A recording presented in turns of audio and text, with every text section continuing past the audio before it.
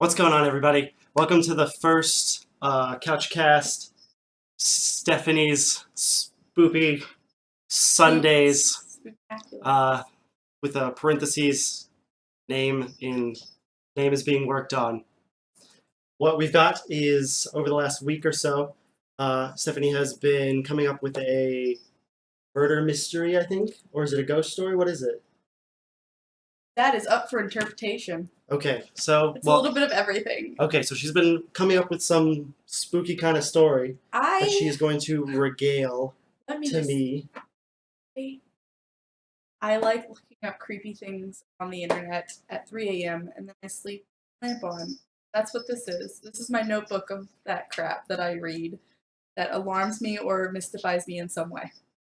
Sometimes it's murders, sometimes it's ghosts, sometimes it's weird shit. That'll work. And I don't know what the story is, so I am going to be experiencing it for the first time along with everybody else. I think. I might know what it is. Okay, so the story that I have for you is what? Cat. It's supposed to be scary right now. Please stop. Stop. Oh, it's fine. Maybe Okay. it's a poltergeist. Might be. No, okay, so you've probably heard of this one before. I am relatively confident. And the reason, Okay, what? Go on. The reason that I chose this one is because I feel like a lot of people have heard of it, so I felt like it was a good introductory into what I'm into. Okay. So you've probably heard of it, but I don't know if you've heard of all the facts that I have, because when I was looking it up, like, I had an idea of what it was, and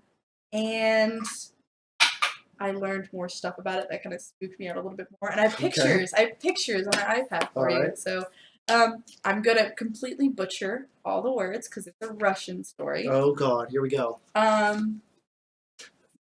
think it's Dyatlov Pass. Okay. Dyatlov. Dyatlov. Dyatlov. Do your best. Dyatlov Pass, which is not a real place. It is actually named after one of the people. Oh. Okay, so welcome, dumpster. Okay, so it starts. I can't. It's fine. We read it after. So, are you joining us here for this? Spookies. She likes watching spooky videos with me at 3 a.m. Goes away. Okay. Go on. So, okay, it starts. Oh my God! I didn't put the year that it happened. Yes. I just have dates. A long time ago. A while. Been a while. What's the first date? February 1st. One previous February 1st. Okay, so Dyatlov Pass. So these 9 hikers, or actually 10 hikers, started out to reach it. No, go on. They're called ski hikers. They were with their college, and they were part of their college's sports team. Like cross-country skiing? I guess. They like hike and then ski down a mountain or something like that. That was my understanding of it. Okay. It sounded horrible.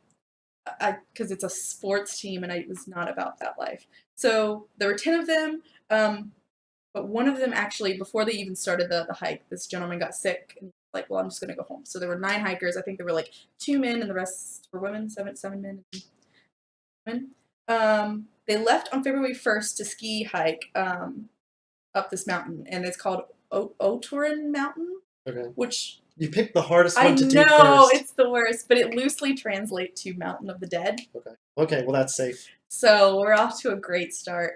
And I was actually researching that because I was like, why would you hike a mountain called Mountain of the Dead? It's actually like, they call it the Mountain of the Dead because it's barren. There's like no trees on the side of it or on the peak of it, so it looks like it's just dead. Gotcha. It was a Category 3, which is the most difficult at that time, but all of the hikers were very experienced. And the weird thing about this is they were all between the age of 21 to 24, except for one guy that was 38. But the rest, yeah, I didn't get it either. But it was a 14-day expedition, and they were all very experienced for being so young. Yeah. The head of... Well, it's Russia. They just snow everywhere. They just snow everywhere? They just ski. They just ski snow everywhere. Constantly. So basically, the head of the trip or whatever was Igor Dyatlov. Igor? Yeah. Yeah, we'll call him Igor. I have to show you a picture of him actually because he's super adorable. Do you want to see? Is he that adorable? He is so adorable. I mean, his name is Igor. He's just cheesing. I've only ever heard of birds being called Igor. Cheesing it up. Look at that. That's him. He is super happy. Yeah, you can tell. He is ridiculously happy. That's Igor, and he is so happy. Look at Igor. Dude, what a pleasant man. He is so... Okay, so I found this website about this, and it has like pictures of everybody on the trip, and it makes me so... It really upsets me because they're all like my age. It's really upsetting. But except for that one guy that was 38 at the time. Was that guy? Was he their guy? No! The guy was Igor. Had he never been kissed? I'm going to continue. Okay, so it was supposed to be a 14-day expedition, and they left on February 1st, like I said. Now, Igor had told people back home that he would send a message by February 12th when they reached the peak. But he had also told them, you know, I expect to be there by February 12th, but because the weather's kind of shitty right now, it may last longer, so don't be too alarmed. And then they were going to send a note back to their sports club, hey, we made it, yay, you know, and they all brought cameras and stuff, and I've got some pictures from those cameras, which are fun. So they did get a little off track on that first day going up the mountain due to bad weather. So one thing that you'll note, and I'll show you a map later, is, and people said this was weird, where they hiked was like off a slope, which normally it was off the path that they were supposed to go, but they think they just got turned around and it was getting late, and they were like, okay, we'll go ahead and settle down for the night. So, this is where things start to get really weird. So they set off on February... Are you excited? Here we go. In it? Okay, so they set off on February 1st. I like how you're like snuggled down, you're ready for it. I had a blanket and a cup of hot cocoa. I could get you a blanket. I have coffee. It's not cold enough. I have cold coffee. It's summertime still. First day of autumn doesn't actually count. This is the second day of autumn. Okay, so February 12th came and passed, but obviously nobody was alarmed because they were like, hey, it might actually take a couple extra days. It's a hard hike. Nothing crazy. So nobody really thought anything about it. But by February 20th, relatives of a lot of the skiers got really worried because they hadn't heard anything, and it was the relatives that demanded a search and rescue by February 20th. It took them like 10 days or 8 extra days to go looking for them. Jesus, okay. And it was the relatives that made them look, okay? The school was like, that. Yeah, they're fine. It's fine. So on the 20th, they started looking. They went up. On February 26th, they found a tent where they had set up camp. Okay. And I've got pictures of the tent I can show you here in a second. So this is where things start to get really odd. So the tent was found. It was badly damaged, but it was cut from the inside out. That's weird. Yeah. Tracks were uncovered leading away from the tent. There were no tracks leading to the tent in the snow. Okay? Weird. This is an exact quote. It says, the tent was half torn down and covered in snow. It was empty, and all the group's belongings and shoes had been left behind. They're in the middle of the winter on top of a mountain in the snow. All their clothes and shoes were inside the tent. So here I put near the Mountain of the Dead, which I told you at the beginning, but it still alarms me that you would climb something like the Mountain of the Dead. So about 500 meters away, there were footsteps leading away from the tent, and after about 500 meters, the footsteps sort of were covered by snow and it stopped, which was weird, though. Well, I mean, it's winter, so it's probably snowing. Yeah, but think about it. Like, there are footsteps here, but not footsteps over here. Okay, that's weird. Okay, so it's like less than 500 meters. Like, it's not a lot. Maybe they stopped to do some squatting. In their tracksuits? Yeah, they're just, Oh my god. So, down the way, I can show you the map. It's kind of confusing without looking at the map. But there's like the edge of the woods. They uncovered 2 bodies and the remains of a fire. So the bodies were without shoes and they were only in their underwear, which is weird. Now remember, there's remains of a fire there near the wood line. Branches of the trees closest to the bodies were scraped off as if they were trying to desperately climb up them. There were skin pieces in the bark, and the two people that they found, their hands were quote-unquote a mass of pulpy flesh, as if they were trying to claw their way up. The corpse had something called livor mortis,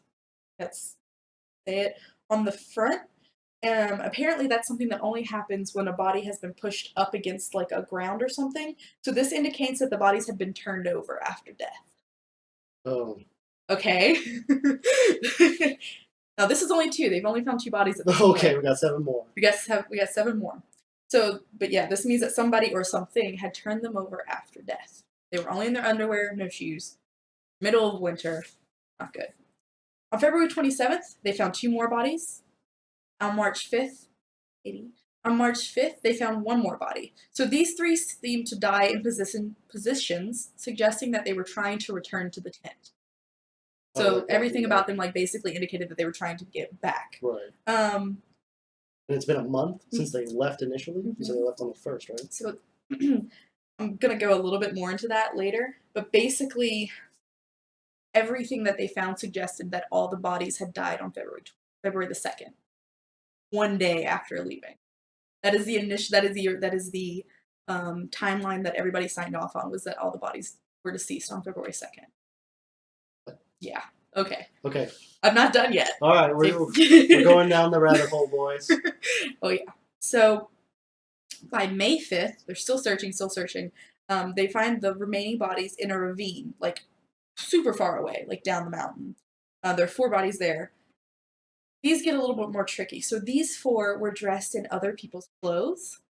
The other people's clothes, not their own. Other people in the other party members. Okay. Like, they were all dressed in weird clothes. I remember reading something that said the footsteps that they saw originally leading away from the tent were all barefoot, except for, like, maybe one had 1 shoe on, and another one had, like, they found a body that she had wrapped one of her feet, like a jacket or a shirt.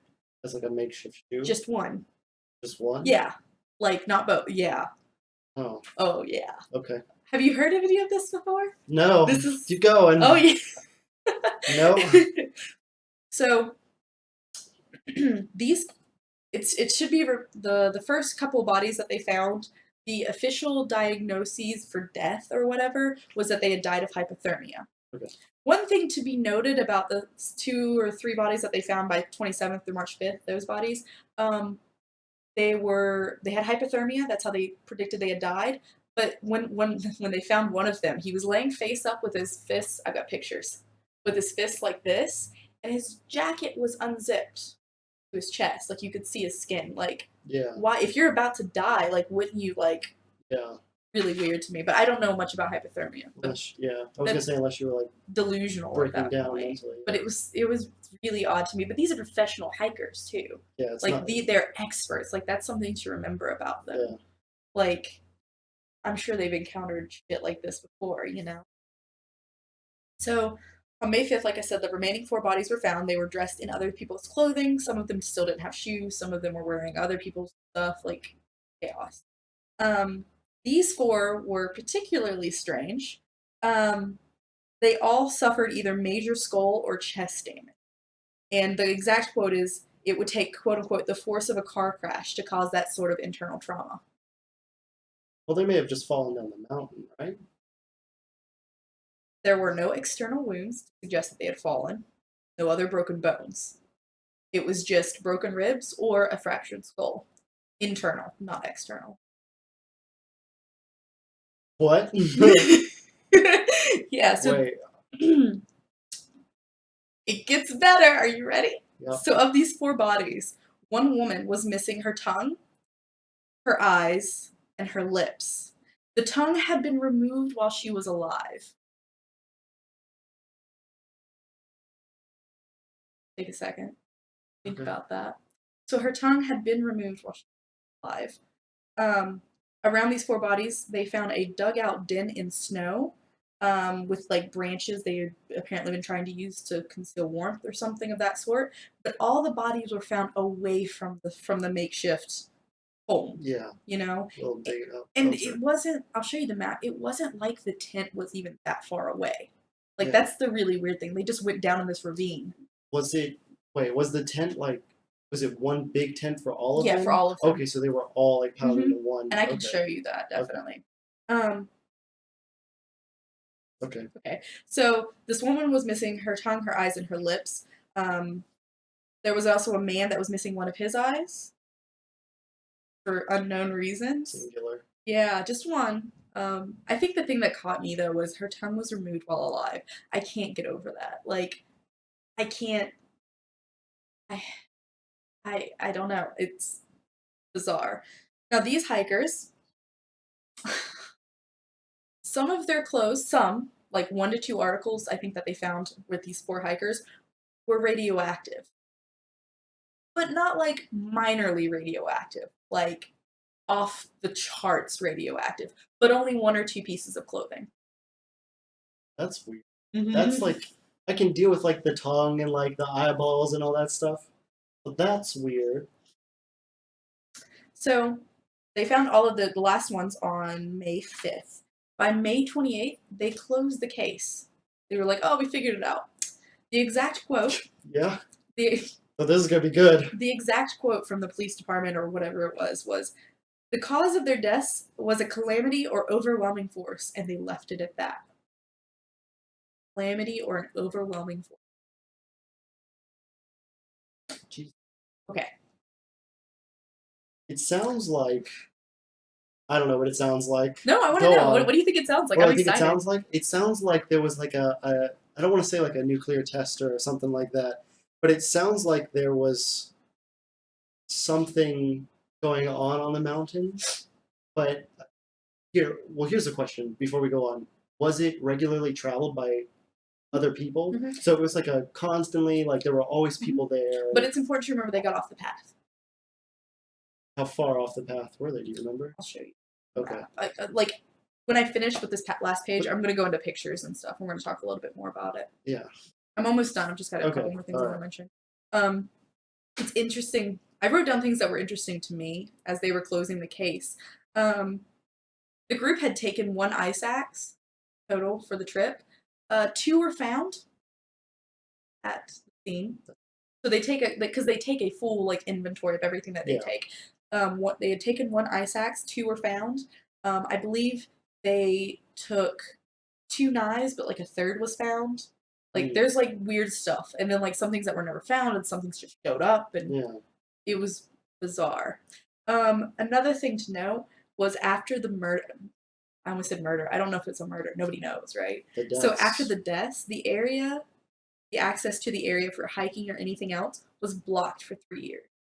3 years? 3 years. Nobody else was allowed to go back on there.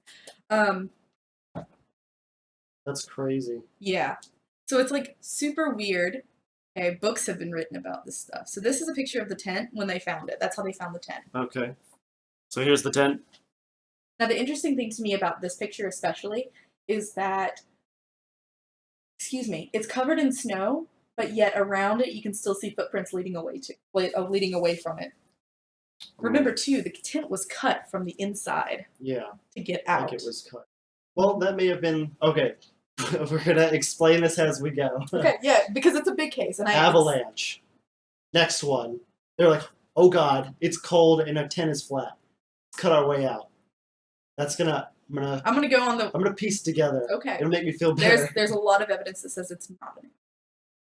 Massive tree, a branch. There, where the tent is, there are no trees. Because they had to go down the hill to the edge of the tree. There are no trees around where the tent is. Small avalanche. Small avalanche. So why are footprints still there? Frosty the Snowman on a rampage. Well, so here's a picture. Okay, so a lot of the hikers had cameras back then, so they were taking pictures as the trip. So I just thought like fairly modern. But they're all like, it's like black and white photos and stuff. So it's like okay. 50s, 60s. I'll have to look at the exact date. Okay. So just a picture of the hikers. Okay. I just thought that'd be pretty interesting. This is from one of their cameras. This is one of the last shots that they got off one of the cameras. And it's just them. It's obviously the weather's bad. It's snowing, and they're just hiking up. They're ski hiking. It's a very like. This picture is very cool, isn't it? Staged look. It is, like but it's very like you see how it's all like lined up. But that's how they hike, though. Well, like, yeah, they all but I mean, have it just like. Okay. Is the tongueless woman in there? No. A picture of her? I do have a picture of her. I have a lot of pictures of the dead bodies, but that sounds so weird. Yes, it does. But so off one of the hiker's pictures, there's no way to know when the picture was taken, but all the pictures leading up to this one, this is the last one on his camera, show them having a good time. It's them at the campsite. Everyone's smiling. They're like going through the rituals of starting camp, and they had like a little makeshift stove and stuff. This picture bothers me, and that's because I am really a fan of the supernatural. So I read this as supernatural. It looks really okay. You ready? Yep, I'm ready for it. Okay. Drop a bomb on me. That's so fake. Nope, that is an exact picture off his camera. Dude, this is unbelievably fake. That is unbelievably fake. It bothers me. Look at that abominable snowman in the background. That's actually one of the theories, is that it's the Yeti. I'll tell you why it's fake. Because Bigfoot does not go that far north. It's the Yeti. He's like, nah, man, that's some snow. I like a temperate temperature. Northern Canada is about as far as I'll go. I'm going to Russia. That is fake as all hell. Continue. Okay, I think... So this is the map. And I'm just going to show this to you. You probably don't want to show it to them because it's got a lot of text and stuff on it. So this is their path that they were taking up the mountain. This is where the tent was found. Okay. These are the individual bodies, okay? Mm-hmm. So you got a symbol over here. The ones with hypothermia were found right here next to the tree. Okay. And then all the way over here were the ones with like everything else. Gotcha. So it's kind of a hard map to follow, but that gives you an idea about where they were. I don't know how well they're going to be able to see it. Rough layout, I guess. Oh, that's pretty good, actually. You can see that. Can you see it pretty well? So you see the path, and then you see all the little crosses in the middle. Mm-hmm. I'll leave this up here for a second so we can check out the text, too. But, yeah, that's... So the red line is the path. I believe so, yeah. That's the way I wrote it. Where they found the tent. Okay. Oh, I see. There's the... And then those are all the little bodies and the hypothermia thing. Now, remember, the exact timeline says that everyone died on the 2nd.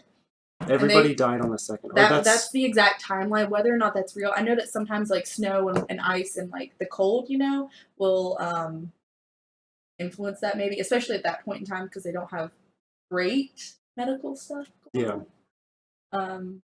Yeah, they were just like, pour some liquor on it. Yeah, it's fine. You need some whiskey? Vodka. Oh, vodka. They're in Russia. They're in Russia. They just sterilize everything. Yeah. Legs broken? Here, have some vodka. Do you want to see some dead bodies? Let's see some dead bodies. Oh my god. I feel bad. I wanted to say like all their names and a little bit about them. I couldn't pronounce them. Okay. So I didn't bother. You just say Mr. I. I believe too that they dressed some of them. This is the guy, it looks awful. These are awful. I don't know if you want to show these. Really graphic. But like I don't know what Twitch's terms of what is Twitch terms of service about bodies? Like graphic dead bodies. Like I don't know what their terms of service is, so I'm just not going to show this. Don't do that. But I wanted you to see. And this is the one that they found. Okay. This one I can probably show you. You can probably show them. This is the one that was found in the snow with his jacket unzipped. He was clenching his fist. This is Igor. Oh, this is Igor? Igor. Dude, he looks so much more sad now than he did earlier. He's more sad. I feel really bad because he had such a good smile. And also, I got really attached to Igor when I was researching this story. I loved him very much. Igor just doing his best. I actually found a website that had like a bunch of information, like not this related about everybody. Yeah. So we're gonna talk a little bit the theories. I didn't write any of these down because so many. Oh my god. But I just want to go through some of them. Top 5 theories. The number one, do you want to know what that one is? Yep. The number one says that a few of the where was it? It's the number one theory is that they were KGB agents. And they were the ski hikers? Mm-hmm. Okay. And they were looking for something else, and it was disguised as a ski hike. And young though. Well, but it's Russia. Well, and the one dude was in his 30s. This is like the. He was almost 40. Else looks so sad. Jesus. Oh, it's 1959. Oh, okay. So there you go. Dated 59. Height of the Cold War too. So that's pretty big. That's what I'm talking about with the radiation thing. Mm-hmm. Like that's what I was saying. Like. An avalanche is also a big one. I could see that throwing that. I can see it like partially covering their tent. Everybody freaking the hell out, cutting it, and just bolting. Because then that would explain them not being able to get their stuff out. You know what I mean? So here we go. I'm going to disprove that. Damn it. Well, there's still believers. Like, people will still believe that, obviously, but there's a couple of reasons why they don't believe that's the case. For instance, here's some good pictures. So, in the picture of the tent when it was found, do you remember I showed you that? Yes. If you look here, there's a cross that they had put up, and it's in the photos here. It's not covered by snow. Oh, that's so that's weird. one of their weird things that they were showing. Yeah, you can show. This is a little odd. So there's like clearly a picture of it, like. Focus. Autofocus. Okay, I know how we're gonna do this next time. How's that? We're gonna have to pre-set it up so we can just throw the pictures up onto the screen. Yeah, definitely. But this was sort of spur of the moment. I've been wanting to tell you about this story. Here's that cross, and it wasn't covered up. Which there's more on there. Let me go through some of that too about the avalanche, because you were like really big into that one.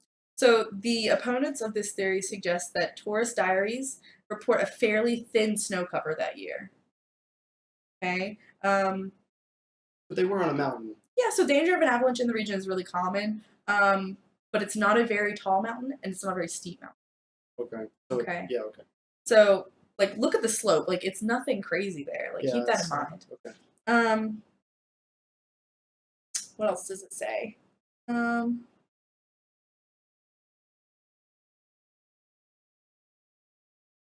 However, this theory has its gaps. So, from what we can tell of the naked footprints by the group, everyone seemed to descend with relative ease. Like, the measurement of their footprints is very normal. That's the weird thing too. They weren't trudging. They weren't running. They were just like walking. But they didn't have shoes on. They didn't have any clothes with them. Some of them were found in just their underwear. See, that's. Yeah. Oh, I forgot to mention too. So you remember the very first two that they found that were by the trees? That they were like scratching up? Pieces of clothing had been draped over the branches. But they were found in their underwear. Well, they could have been doing. Were those the people that had a fire as well? Yes. See, because they could have put their clothes up. Because if you get wet, and if you're like in the winter, if you get soaking wet, you're supposed to like strip off all your clothes. Oh, and work out. Really? And, like, to get your blood pressure and get your blood moving and all that stuff. And then they built a fire to probably dry out their clothes, but then they obviously elements by then. So it says, secondly, these men and women were experienced and well trained. So they would be trained to deal with an avalanche. They knew that the chances of freezing to death is more likely than getting killed by an avalanche. Although the removal of the damaged tent from an exposed mountainsides was out of the question, they had to retrieve all their warm clothes. They left their clothes in the tent. But the tent was covered in snow, too. Yeah, but they didn't even try to go back. Remember, there were no footprints leading to the tent at all. All the footprints were leading away. Well, maybe, okay. I'm trying to, like, rationalize it in my head. Maybe they walked in the same steps. It's also interesting to note, they say here, the entrance of the tent is clearly elevated and open. Only the middle of the tent is under snow. Yeah, I noticed that about the picture. That's weird, too, to me. So it's like it came and then it just, like... Okay, so what was my other favorite one? Because I'm really into, like, the weird Here we go. So the Yeti was one. Oh, God. I'm not going to go into detail, but they say it could be a Yeti attack. Especially if you think about a lot of their ribs and stuff were, like, bruised and stuff, which is weird to me. Yeah, that's strange. But here's the strange thing, too. The first bodies that they were found had no internal trauma. Yeah. I mean, the ones with the... See, that's another thing that... That's why I like the avalanche theory, because I don't know much about avalanches, but I would assume that if you got tossed around inside of an avalanche, it may be able to like bust your insides before it, rips the skin open or whatever. Okay. You know what I mean? But you still had 5 that had no internal trauma or anything. Yeah, but I mean, it was a big ass tent.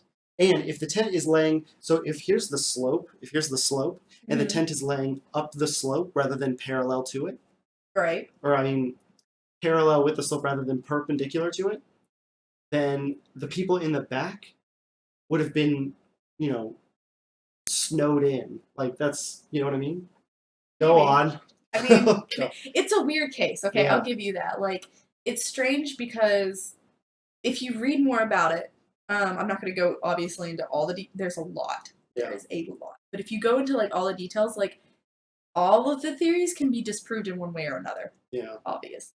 The next big one that I am personally very fond of is the UFO theory. Oh, here we go, boys. Everybody strap in. Well, think about it. Russia during this time. Think about it, yeah. Shut up. Go on. Russia during this time was experimenting a lot with nuclear bombs and stuff, and that could easily attract a UFO. I'm just saying. Okay. But that's also a theory too, is that the Russians were, practicing with bombs and stuff, and who freaking knows what they found. So what does it say here? Oh yeah, it's also interesting to know the exact files on the case. A lot of stuff has been left out. Like redacted? Or otherwise never released. So there's there's a lot of information about the bodies and stuff, and there's pictures of the bodies like I was showing you. I didn't show you them all, obviously. Some of them were more others. Yeah. But yeah, so some of the information just isn't there. And then like when people go try to digging for stuff, like this one talks about a gentleman who was very fond of the UFO theory, and so he went to try and dig and like find out what he could find out, and they refused him access. And he struggled a lot with the files. But it's also Russia. And it might be a little bit, it might be more difficult because it's Russia. It's probably much different.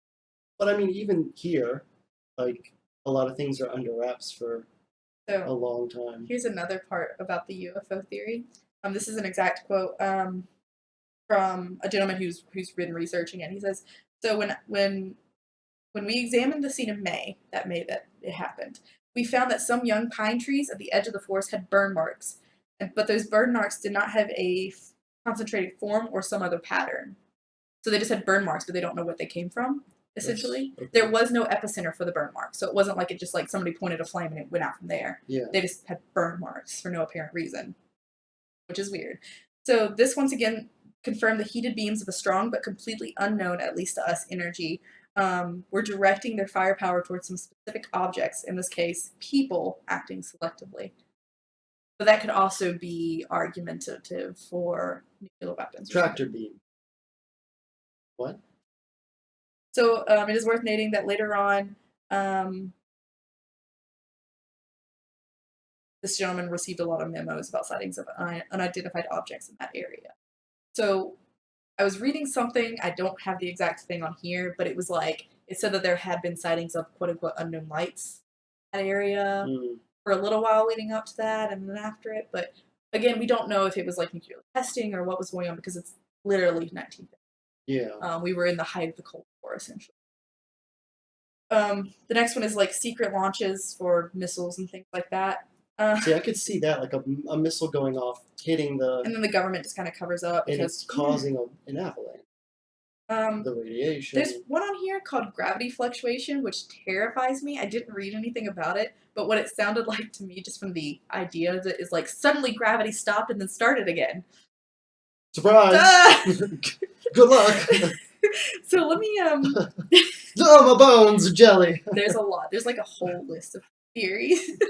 Oh my god. There's also a theory that, so in this area, there's like locals, for lack of a better word, but they're basically just like mountain people that just hang out and do stuff. There's a theory that these mountain people like got really pissed off for some reason or something and like tried to kill them. There's also a theory in here called teleportation. I haven't clicked it, but I'm terrified to. But they left and there's another theory that of ball lightning. Have you heard of ball lightning? I've heard the phrase. It is so rare. I've seen one that's so rare to like see in person, let alone get film of it. There's like one clip of it. It's like a super rare phenomenon. But the ball lightning theory could represent like why we have burn marks, lots of other stuff. How far away were the burn marks from? They were right at the edge of the trees where they found the dead bodies. Okay, so they were okay. So that's weird. Weird stuff. Hold on, I'm still looking at stuff. So wait, what is ball lightning for anybody who doesn't? Because I don't actually. I'm like, sounds like lightning in ball form, and that sounds horrifying. This is like a really long explanation. Summarize it. Skip every other word. I'm gonna go to Wikipedia about it because I have a Wikipedia link. It's an unexplained atmospheric electrical phenomenon.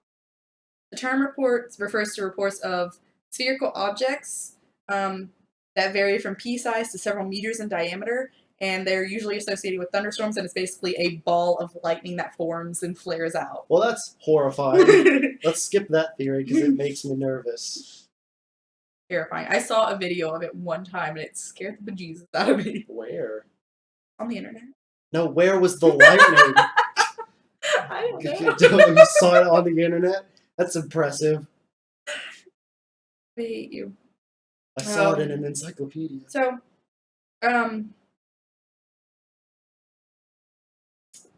it should also be noted. Okay, so you remember that picture that I showed you of the hikers all along the line? You were like, "Oh, it's very staged." So they have pictures. They have all the pictures laid out. Okay. Right after that picture was taken, the next picture and the last picture on that camera. Hold on, let me show you. Is this one, and you can't click it or anything because it'll go away, which is really weird. But it could be easily explained by, our headlights. Yeah. Who knows? It should also be noted. So one of the gentlemen, this is really weird to me. So they found these cameras and they were perfectly fine and they were, hanging out and they got a bunch of film off of them.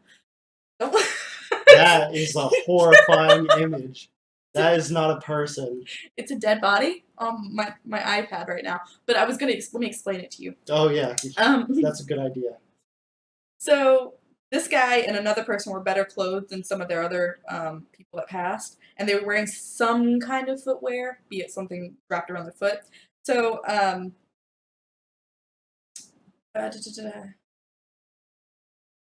does it say? Okay, so whoever chased the rest of the group out of the tent must not have seen these two, which gave them time to grab extra clothes or something. Okay. The interesting thing about this guy was all the other cameras were found at the tent undamaged. Okay. He, in his panic to get away... Wait, the cameras were found undamaged? Mm-hmm. All of them? Mm-hmm. Except for this one. Okay, that's weird. Yeah. So, how many... Wait, did everybody have a camera? Hold on, let me scroll back up because it says how many there are. There's 1, 2, 3, 4. There's 4 cameras plus this one that's damaged. Jesus. So 4 undamaged cameras in this one. Because they're doing it for their sports club. They're taking pictures to take back. To say, hey, we did this. It's a level 3, one of the hardest hikes, but it's not like crazy, and they're experienced, and that's what they do. But this guy had taken his in the rush. He grabbed his camera, which is really weird to me. Mm. So the way that they describe it on here is there are a bunch of barefoot footprints leading away from the tent, and it says there are 2 people's footsteps joining the barefooted group a little further down the slope. So the perpetrators might not have seen the 2 of these guys. They had gone out to basically relieve themselves. There's urination marks, which wasn't covered by snow either, Mr. Avalanche. Regardless, so they had gone out to like pee, and they had put some clothes on to go out and pee because it's cold. You don't want to lose your willy, and you don't want to like freeze that off. Quote of the day. So they had put some sort of footwear on to go out and do that, and whatever happened while they were outside. So the 2 people, then everyone in the tent cut their way out and took off barefoot, and these 2 joined them. So he grabbed his camera. So they were like, hell no. And he grabbed his camera in the rush, and it was damaged. So they couldn't really get any film off of it. But that's really weird to me that he, in whatever panic, whatever was going on, he decided he needed to have his camera to document it. Did they get any pictures off of it? The ones that they got were like really damaged film, but like you can make out like it's a bird or it's a picture of a plane. There's lots of pictures of planes on his. Yeah. Which is also odd to me that there's so many aircraft flying over the area, but I don't know. It's the Cold War, Which also could mean there are lots of bombs dropping. I don't know. So he was found shortly after being found with what appears to be the camera or a camera case affected by water around his neck. So the camera stayed on his body under the water for 3 months. Remember, they didn't find him until a day later. Wait, he was in the water? Under snow. Oh, under snow. Okay, sorry. Yeah, so, to me it is even... If they were being attacked, this is what somebody says, if they were being attacked, why would they leave a camera on this guy if he may have got pictures of them? They knew that the other cameras were away, so this really... I don't know. There's so much about this case. Like, I'm just sitting here wanting to read more about it because there's just like these weird little details. Like, and I get caught up a lot on the fact that her tongue was cut out while she was alive. Yeah. Which seems really odd to me. That is really strange. And I also... Where did they find the tongue? Mm-mm. So, Well, I mean, I'm just saying. If they no, had I'm reading found this. the tub, This made me laugh. I Oh. was reading something on here. What does it say? So it does say that, like I said, they took 1 ice pick, but 2 was found at the scene. See, but that could just be like an inventory error. Okay. Like I can like let that go. Like, we miscounted. We should also say that the knife that they used to cut the branches that was covering their little snow den, the knife was never uncovered. Could not find it even after like 3 months of searching through the snow and everything. The knife was missing, which is weird but not uncommon. I mean, it's snow and you're in the middle of nowhere. Only 3 pieces of clothing was actually radioactive.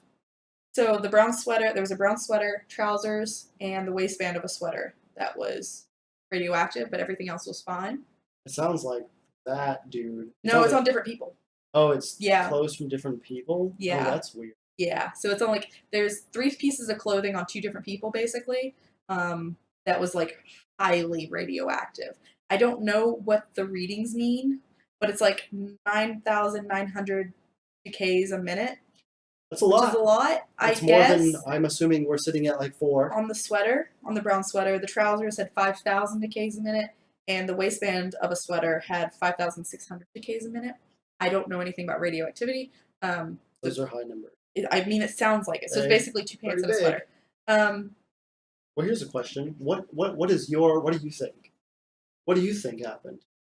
You really? I'm curious. Come on, entertain me. I'm torn. I'm a sucker for UFOs. So I'm torn halfway between a UFO theory and something to do with the military.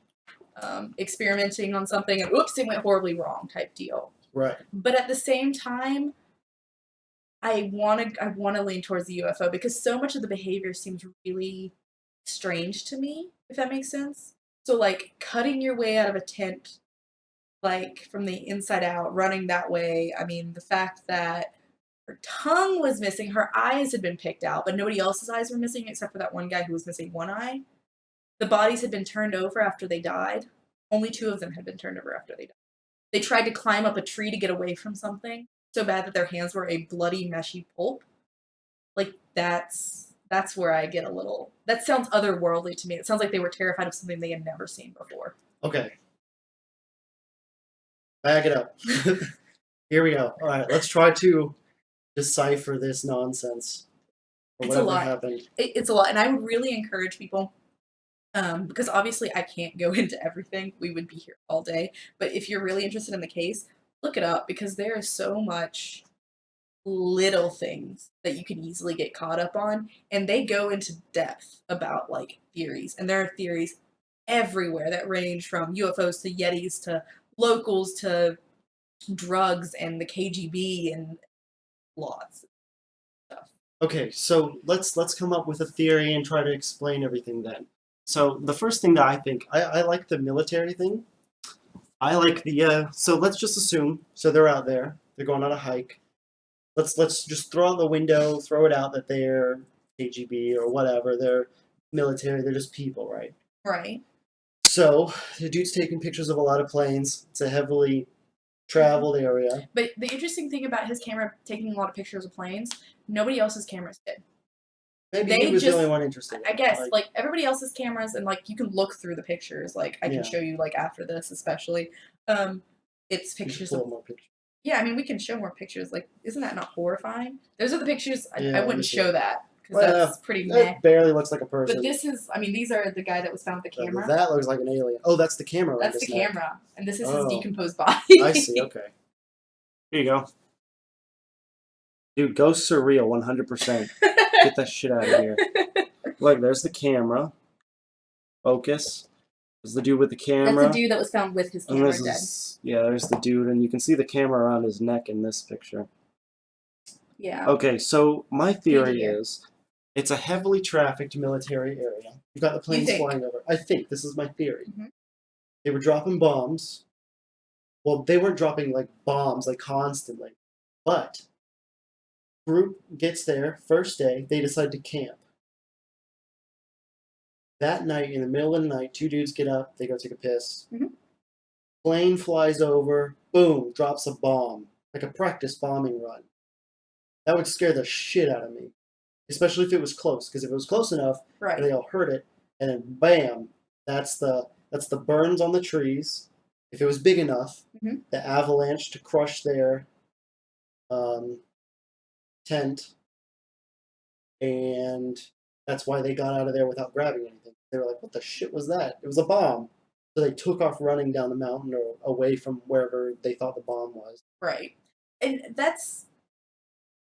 And then the grabbing at the tree, let's say they didn't, I mean, they're... In their underwear.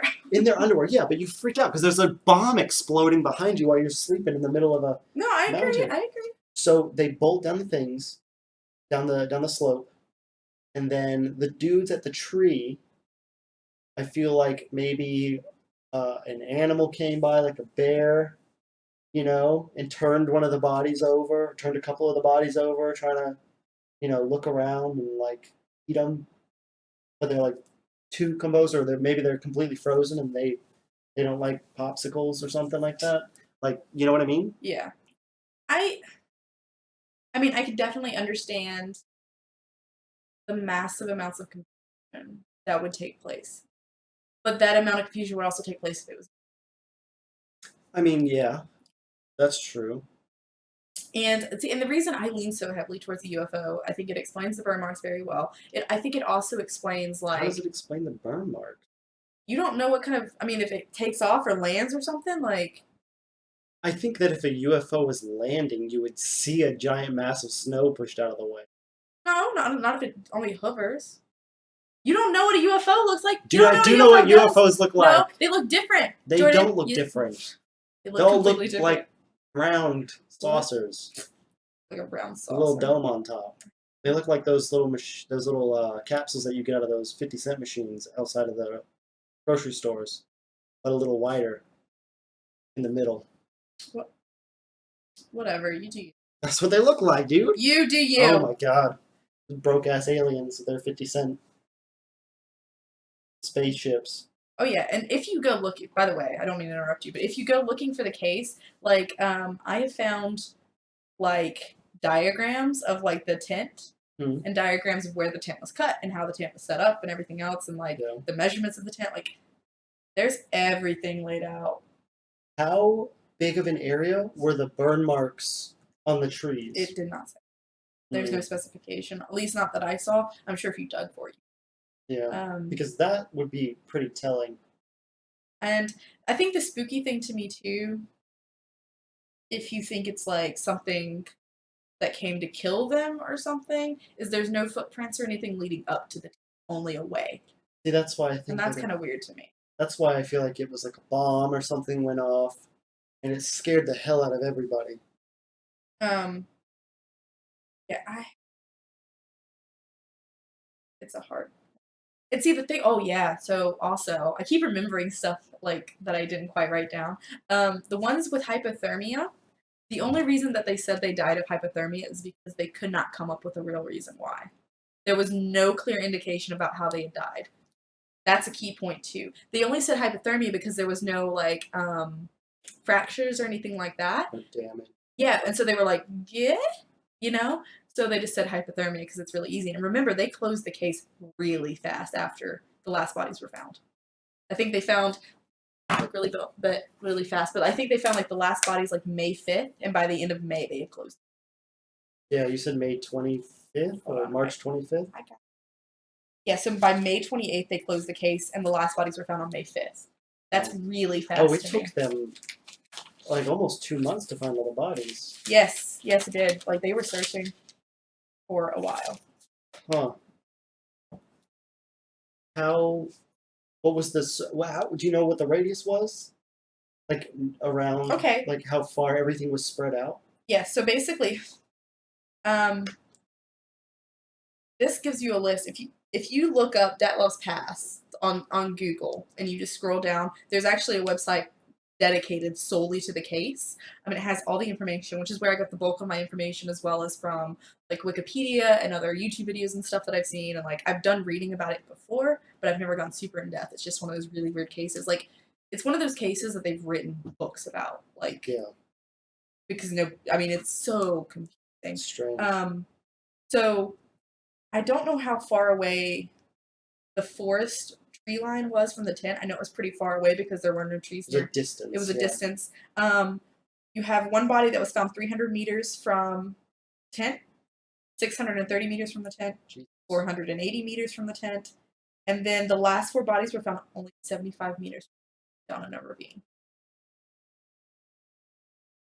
So that's like a big radius. Like, were they all in the same direction? Mm-mm. They were in they were like different random directions. That's. You have a picture? Oh, that map. Yeah, Yeah. let me see that map again. Hold on. Hold up. The map's pretty interesting. So, you'll notice got like the tree here, the cedar trees. They talk about them being cedar trees. Yeah. So they're pretty. Here's the map again for anybody who might be a little confused or just now joining us. But there's the tent, the footprints leading away, and then that's where they found all the bodies. You can see the group of them. Were those their last names? Yeah. I think some of them. I think there were like 2 of them named Yuri and a couple. Gotcha. I can't pronounce any of them. I really wanted to, but I don't want to like butcher. So the map is pretty interesting to me. It's backwards. Oh no, I didn't think about that. It's fine. Dude, I've been showing you guys. You mean all these pictures have been backwards this whole time? It's fine. The drama. That's the only one that matters because it's like text, right? Yeah.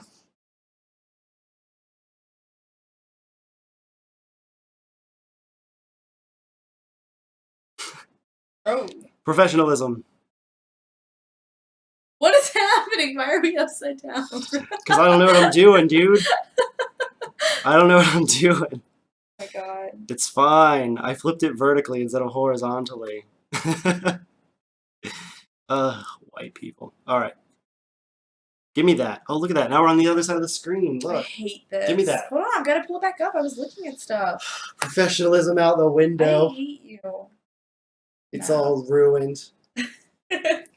Oh, that's Chat. That's okay, while we're all hanging out and we're looking this up, I want to know what your theories Here, are. Because I feel like there's a lot of chatting going on. I feel bad feel because like that's it. It's like that's fine. All right, here you go. Here you go. This is a read it more now? appropriate looking map. Holy crap, this is really hard to do. All right, so you can see where the tent is. You can see the footsteps, see those little red footsteps where they walked away. And then you've got their bodies there. I have another map to show you too. You can see the remains of the spruce tree next to those 4 at the top there. And you can kind of read the text. 75 meters from the center. That's kind of weird. Mm-hmm. Yeah, so that's the interesting thing too. The last 4 bodies were found exceptionally close to where the tent was. They were just down in a ravine. Yeah. And it's interesting to me that they didn't try to go back to the tent. You know, yeah, that is kind of weird. Something horrible has happened. You know, perhaps that some of your friends are dead, and you don't try to go back to the tent to get what supplies are left. I mean, see, that's why my theory about the whole bomb or something like massive happened, you know, and that caused them all to like panic so much that they hauled ass, especially if they died the next day. So I mean, that's the official thing. Nobody actually knows how long it took. That's true. I mean, if it went off in the middle of the night and they took off running, they may have just, you know, succumbed over the night, especially if nobody had any clothes. I mean, they may have been sleeping in their sleeping bags, like naked, you know? Yeah. I mean, who knows? What do you remember what the temperature was, or if it was like abnormally cold or mild? They just said that the weather was. It was February. They said it was February, and that the weather that first day, they got a late start on February 1st. They didn't set out as early as they would have liked, but they did say that the weather was kind of shitty that day, just kind of snowy and gross. But a lot of the pictures also show that the following day or whatever was pretty clear and nice, and like there was nothing crazy about it. Like, I don't know the exact specifications. Science monkeys, I like that one. Avalanche.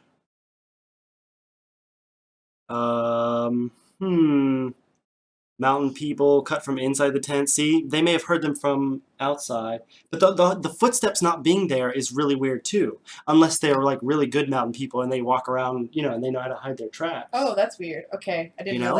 realize this. So where they were camping was not that far from a storage shed down the mountain. They had hiked this storage shed, left some stuff for later, and then they kept hiking and they set up a tent. Okay. Well, it says here, so when the group was chased out of their tent, they went down the slope to the forest, not to the storage site where they had left provisions. So it says weird. There were 19 items, among them cereal, sugar, wood, a mandolin. You bring a mandolin to go hiking. Just in case. A pair of skis used to mark the location, 2 pairs of shoes, an ice axe, which is strange, and they mentioned that later. There wasn't supposed to be another ice axe. A cap, a mask, and a shirt. The shed seemed undisturbed. How far in had they hiked? Do you know?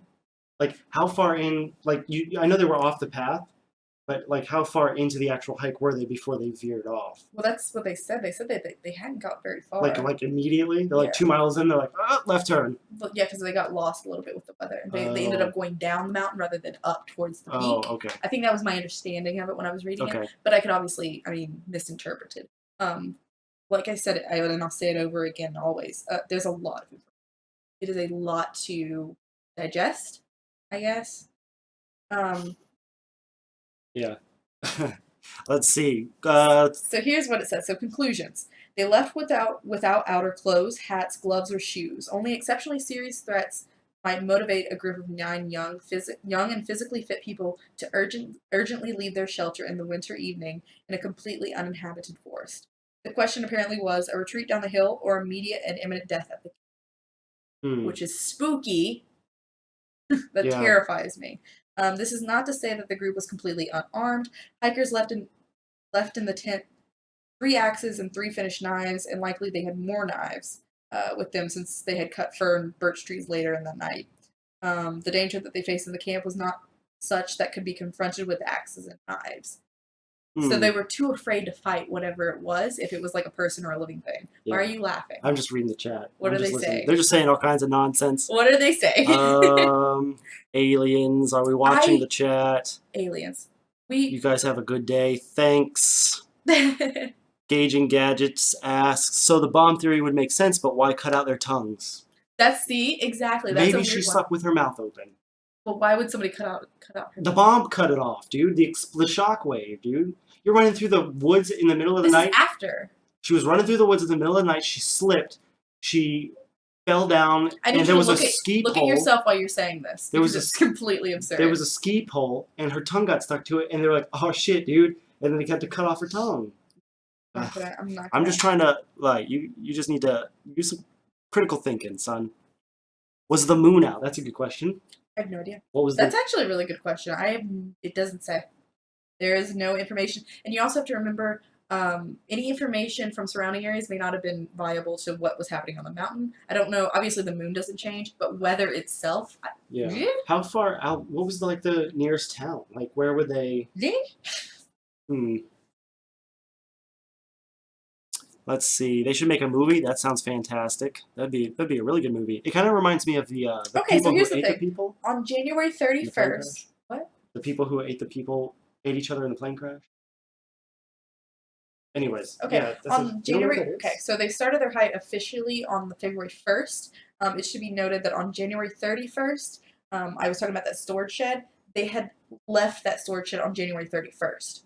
So their tent itself could not have been more than a day's hike. Yeah.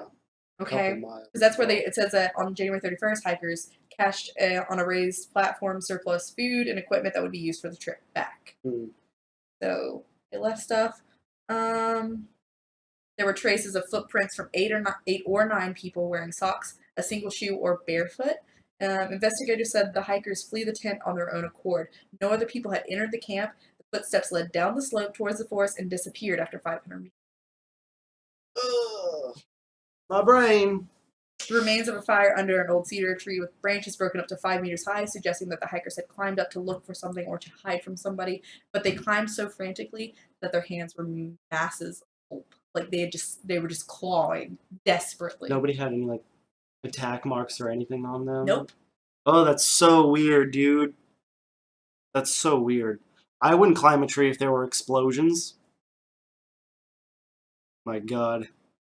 It should also be noted that a lot of them were wearing, the ones that were wearing clothes when they were found were wearing clothes that weren't theirs. That's even weirder. Like other people's Well, clothes. I mean, in panic, I can understand it. In panic, you're just grabbing stuff. Yeah. But it is really odd to me. The only ones, the ones that were found with radiation on their clothing were the last of the last 4 that were found. They were the furthest away? They were the closest. Oh, they were the closest? They were the closest, and they were the ones found with the radioactive clothing. Mm-hmm. But they were the last bodies found. They were all grouped together, weren't they? They were in the ravine about 75 meters from it. So strange, dude. Those last 4 are also the ones with the most strange. Did they write? That's a good question. What's that? He said, Gauging Gadget says, how do they know that? Did they write their names on the clothes? Yeah, so like it's like inside the tent, and like they had like a full like inventory of what everyone was bringing to, so you can easily like figure out whose was whose and different sizes and stuff. Especially like when there were women, I believe, wearing men's clothing. I mean, obviously that's not theirs. So yeah, that's a big thing. But they were mostly women, though, right? No, it was only 2 women and 7 men. Oh, I thought you said 2 men and 7 women. Sorry, 2 women and 7 men. It was okay. only men. It was it should also be noted that the last 4 bodies found that were the closest to the tent were also the ones that had the most severe injuries, like the internal injuries, like either cracked ribs, cracked skulls, or they were missing their eyes or their lips. Yeah, the eyeballs, the eyes missing. There were 3 eyes missing and a total. tongue. So one woman the woman that was missing her tongue was also missing her eyes and her lips. And her lips. And her lips. And no one else was missing anything crazy like that, except one man was missing an eyeball. I think I read somewhere, and I don't know how sure it is. I can't remember who it was, but I'm pretty sure one of them said one of them was missing a nose. One of those pictures looked like that. Yeah, but it could have been like frostbite. See, I don't know. That's the weird thing. It's so sad because they were all very young and they were doing this like for their college sports team. Yeah. It's like they were experienced, which bothers me too. Like they knew what they were doing. They've done stuff like this before. I can't imagine being a super experienced hiker at the age of like 21. It terrifies me. Each their own. It's just. Well, I lost my eye. Can I have yours? Says photos. I think too, you got to remember, there was originally 10 hikers, but one guy got sick right before they went out. And he was like, I'm not going to go. Was he interviewed? Was he questioned or be like, hey, what are you doing? What I found, he was just like, oh my God, I got lucky? I got lucky. Wow, that's really weird. Yeah. So there was one guy, like, because I was looking on the Wikipedia page, because I was like, how old are these people? And it was like 21 to 24, except for that one 38-year-old guy. He may have been like the guide, though. The teacher or something. Yeah, like, I mean, but just because he's older. Igor was leading it. That was very specific. They said that one of the Igor was like 21. Yeah, so Igor was 23, sorry. Igor was 23, but he was the head. That's why they call it. His name was Igor Dyatlov. That's why they call it Dyatlov Pass. Oh, okay, I got you. He was like head of it, and he's so sweet. So bad for him. He has the best little smile. He just looks so sweet. Oh, Igor. Poor Igor. Yeah, upsetting too.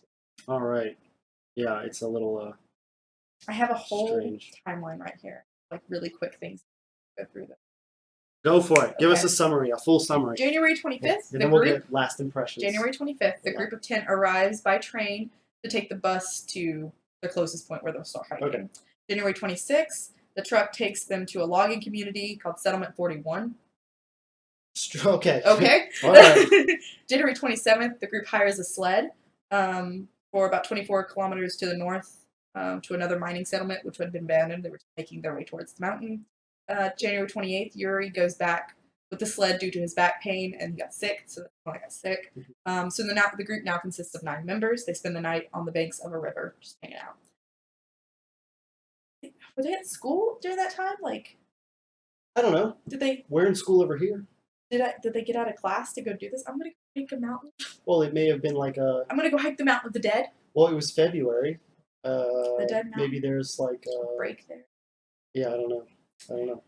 The group on January 29th, the group on skis makes their way to another river where they spend the night. So they're just like moving on in. January 30th, the group pitches their tent on the banks of another river. January 31st, the group spends the night on the banks of the river, and they leave provisions on a raised platform to lighten their backpacks for the ascent. February 1st, the group starts late. They go 500 meters off their planned route and pitch their tent on the north slope, which is nowadays called Dyatlov Pass. It's not where they went, but where they intended to go. Basically, they got a little off. And this is when it says February 2nd. All members of the Dyatlov group die in a mysterious way. Now remember, the exact and official statement was a calamity. A calamity. Yeah. Case closed.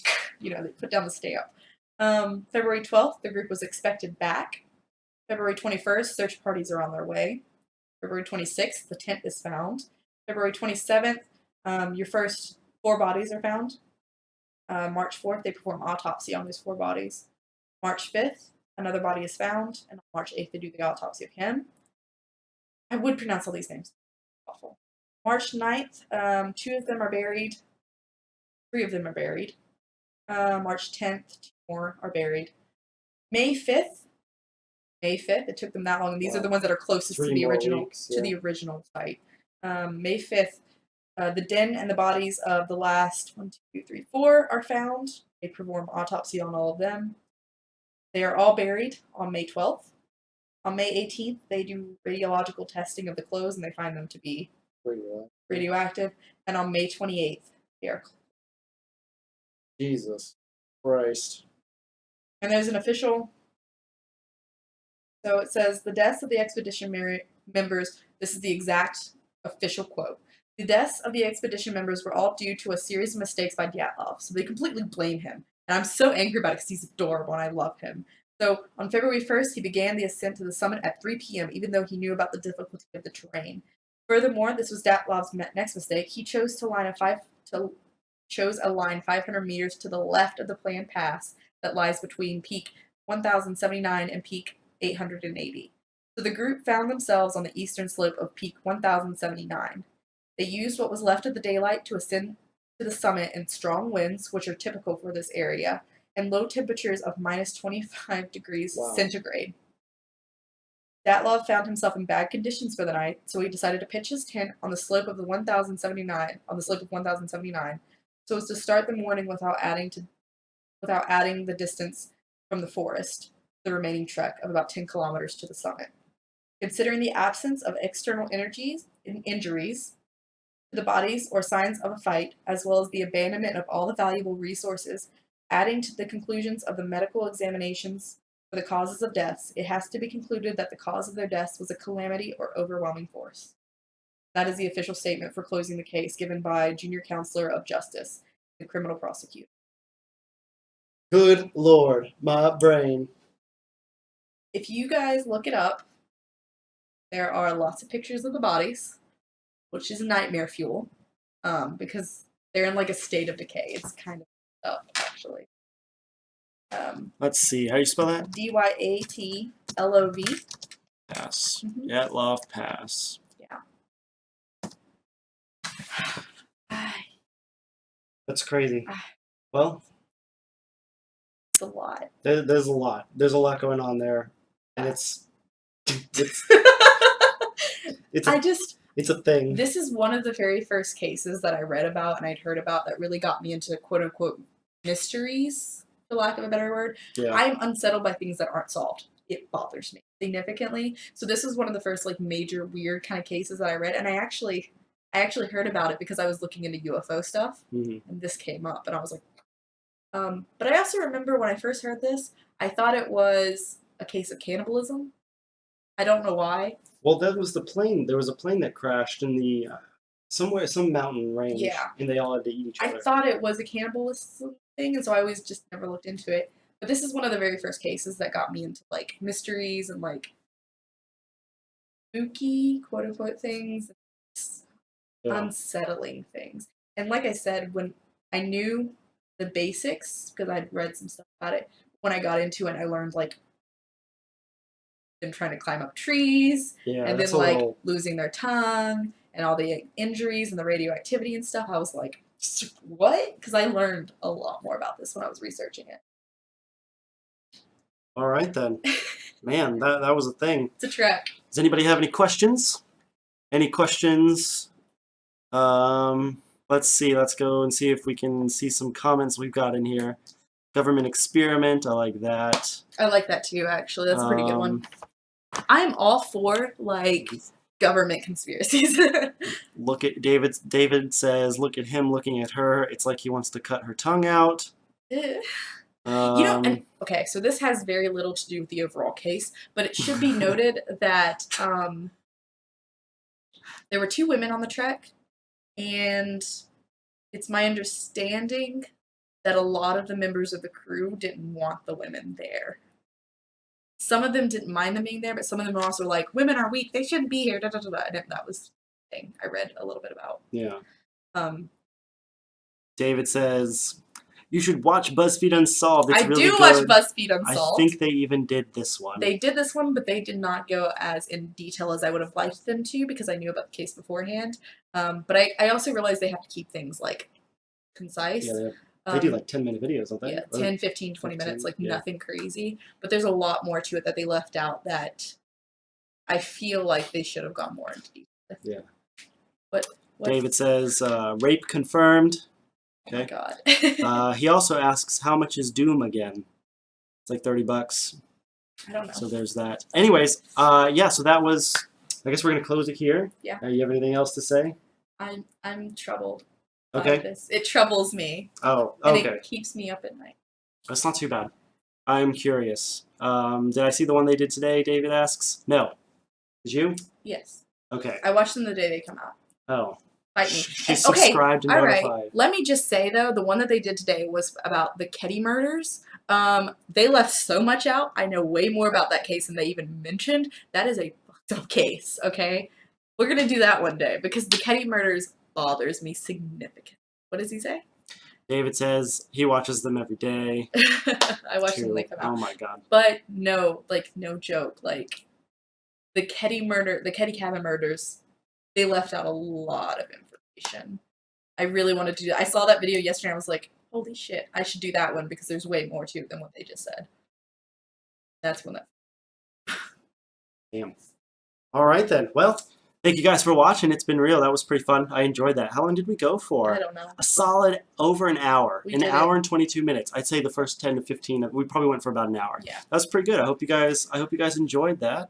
Hopefully gonna do some more. Yeah, we're definitely I've got going to do some more. I have like a really big list of stuff. Like I've been writing them down, like cases that I find are interesting. Some of them are obviously not as long. Some of them are murder, some of them are ghosts, some of them are just general what the hell. Yeah. But there's like a lot of stuff, and the thing that bothers me too, because I know that a lot of people are doing this like on YouTube now, and there's podcasts and stuff about mysteries and stuff. My issue is I feel like some people, especially on YouTube, when people do it, I feel like they're doing it just quickly, and I feel like they don't go as in detail as they should. It's just like an outline kind of. And it's almost like, especially ones surrounding murder, mm-hmm. My issue with that is like I almost feel like they're being unjust to the victim. Like I feel like if you're going to do a murder case, you need to go into detail and be like, look, this happened, these were real people, and this is something that really happened, and if you just kind of skim over it, I think it completely defeats the purpose of you covering it. Yeah. Because those are people that died, you know, and it bothers me when you don't spend time with the victim. That's my biggest issue with. Yeah. It's like if I watch a mystery video about a murder or something, I don't want it to be like 10 minutes and you're done. Like I want you to like really go for it. I want to know about the victims. I want to know what's leading up to that. And that's the thing too. I wanted to go more into detail about the victims of Dyatlov Pass. There's just so much. But if you go and you look up it on Google, there's a website specifically for this, and they have like little pictures of all of them, and you can click them, and they have tons of pictures of all of, like each one has like their own like case file, and it tells you like things that they were into and like things about them. And it's really interesting because humanizes them in such a way. Yeah. Because I think when you think about Dyatlov's past, you just think, oh, it's a mystery, but no, like, families suffered. Like, they lost family members and stuff, and that's huge. Definitely. Well, any closing statements before we sign I off? could talk forever. Are we good? I think we're good because we can keep going. Oh my god. Or at least she could. I could. I could just provide the the side commentary. Good. Alright, cool. Well, everybody, thank you guys for watching. It's been real.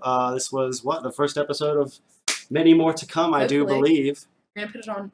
Yeah, it's going to be up on YouTube. Like a highly, like, dense, like, you're going to cut some stuff out, I'm sure. I probably won't cut anything out. I actually kind of like it in this style. It's like a podcast, but it's loose and free. A video. Yeah. So I don't know. We'll see. It'll be on YouTube,